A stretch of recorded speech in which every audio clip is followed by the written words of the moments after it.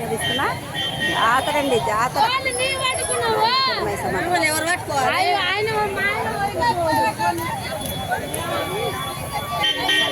ఆదివారం ఆదివారం వస్తారు ఎక్కువ.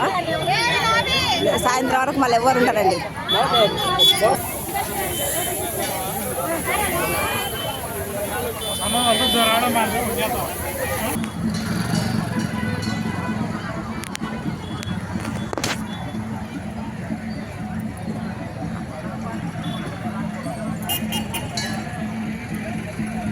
ఇదే ఇంకా సైడ్ అండి, వెనుక కూడా బాగుంది చూడండి, చెట్లు అన్నీ అమ్మవారి.